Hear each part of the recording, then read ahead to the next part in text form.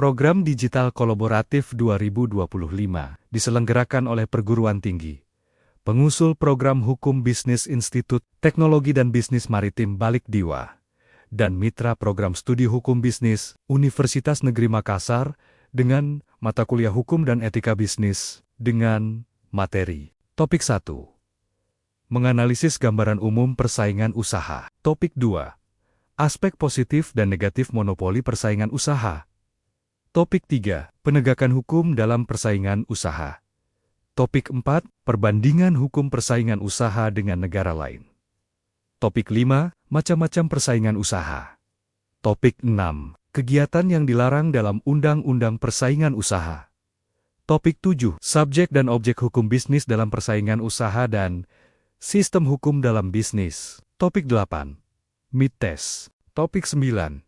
Tujuan, fungsi, dan landasan hukum bisnis. Topik 10. Prinsip-prinsip hukum kontrak dalam bisnis. Topik 11. Waralaba. Topik 12. Etika bisnis. Topik 13. Prinsip etika bisnis dalam lingkungan hidup. Topik 14. Perlindungan konsumen. Topik 15. Penyelesaian sengketa bisnis dan hak kekayaan intelektual. Topik 16. Final test. Mari mulai materi topik 15. Penyelesaian sengketa bisnis dan hak kekayaan intelektual. Sengketa menurut pasal 1239 Kitab Undang-Undang Hukum Perdata. Disimpulkan bahwa suatu sengketa tersebut dapat timbul atau muncul apabila salah satu pihak tidak memenuhi kewajiban dan hal tersebut melanggar hak pihak lainnya atau wan prestasi. Selain itu, sengketa juga dapat terjadi karena ada perbuatan melawan hukum yang menimbulkan kerugian yang diderita oleh salah satu pihak. Kitab Undang-Undang Hukum Perdata tidak mengatur mengenai definisi dan sengketa, hanya menyebutkan proses yang mengakibatkan sengketa. Sengketa bisnis muncul karena berbagai alasan dan masalah yang melatar belakanginya, terutama karena adanya konflik of interest di antara para pihak. Dalam dunia bisnis banyak sekali dinamika yang sering dialami oleh para pengusaha, baik itu dinamika proses pembelian,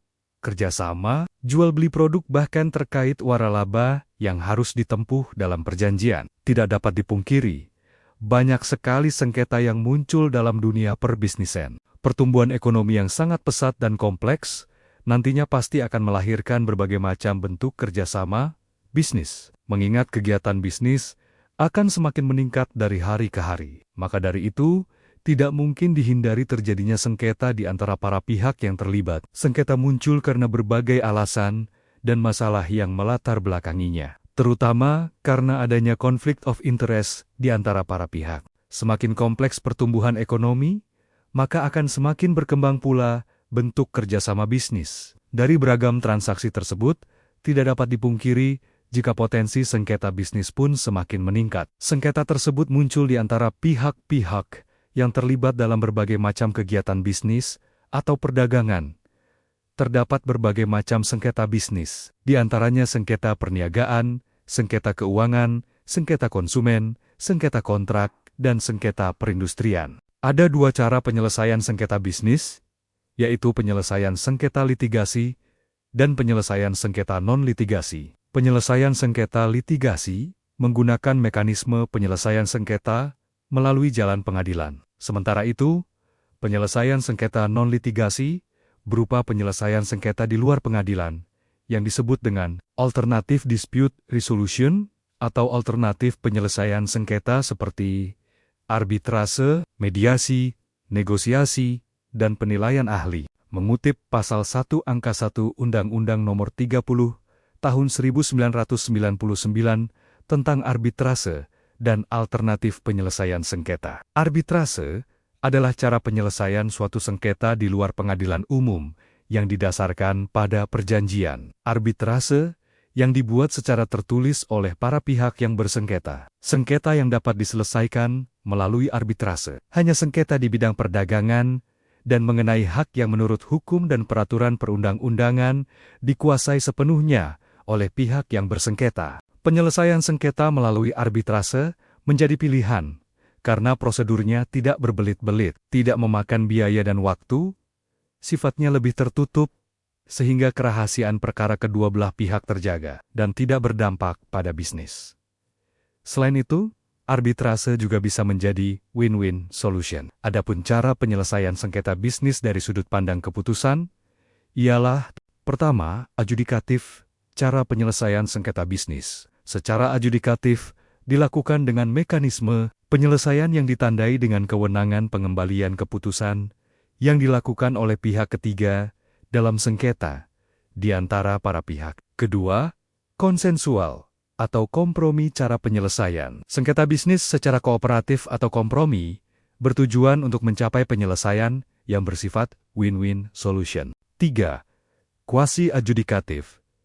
Cara penyelesaian sengketa bisnis mengombinasikan unsur konsensual dan adjudikatif. Adapun cara penyelesaian sengketa bisnis dari sudut prosesnya ialah: pertama, litigasi merupakan mekanisme penyelesaian sengketa melalui jalan pengadilan dengan menggunakan pendekatan hukum formal. Kedua, non-litigasi merupakan mekanisme penyelesaian sengketa di luar pengadilan dan tidak menggunakan pendekatan hukum formal. Adapun lembaga penyelesaian sengketa bisnis di Indonesia meliputi: pertama, pengadilan negeri; kedua, arbitrase; ketiga, pengadilan niaga; keempat, penyelesaian sengketa alternatif melalui mekanisme negosiasi, mediasi, konsiliasi, konsultasi, dan penilaian ahli. Dengan demikian dapat diambil kesimpulannya bahwa dunia bisnis pastinya ada sengketa yang mana sengketa tersebut dapat diselesaikan dengan berbagai sudut proses sesuai dengan kesepakatan dalam perjanjian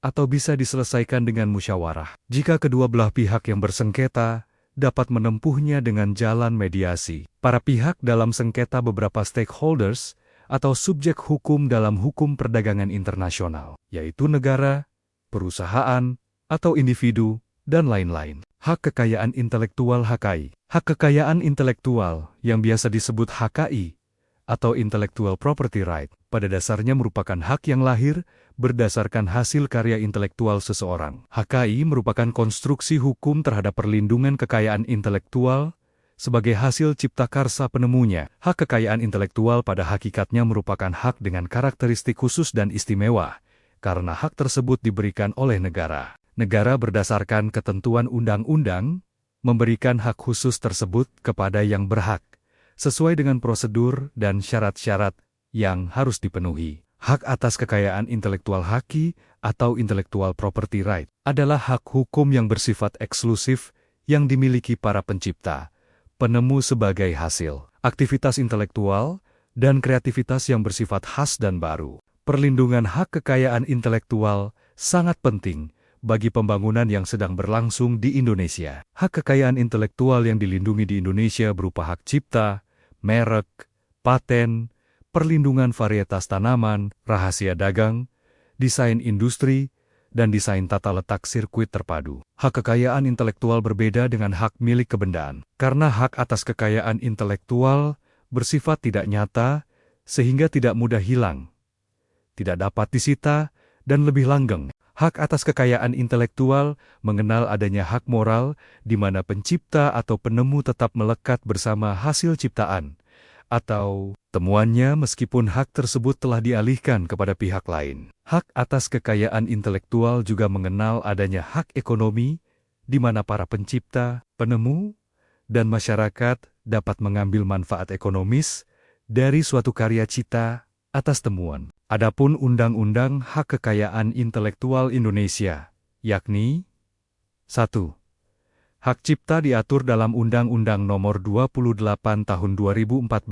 2. Paten diatur dalam Undang-Undang Nomor 14 Tahun 2001. 3. Merek diatur dalam Undang-Undang Nomor 15 Tahun 2001. 4. Perlindungan varietas tanaman baru. Tanaman diatur dalam Undang-Undang Nomor 29 Tahun 2000. 5. Rahasia dagang diatur dalam Undang-Undang Nomor 30 Tahun 2000. 6. Desain industri diatur dalam Undang-Undang Nomor 31 Tahun 2000. 7. Desain tata letak sirkuit terpadu diatur dalam Undang-Undang Nomor 32 Tahun 2000. Hak cipta. Hak cipta. Hak cipta berasal dari bahasa Inggris copyright yang dalam terjemahannya copy, yang dapat berarti untuk menggandakan, dan right berarti hak. Dengan demikian, secara bahasa, copyright pada prinsipnya adalah untuk menggandakan atau menyebarluaskan suatu hasil karya. Dalam hak cipta terdapat dua hak, yaitu satu, hak moral.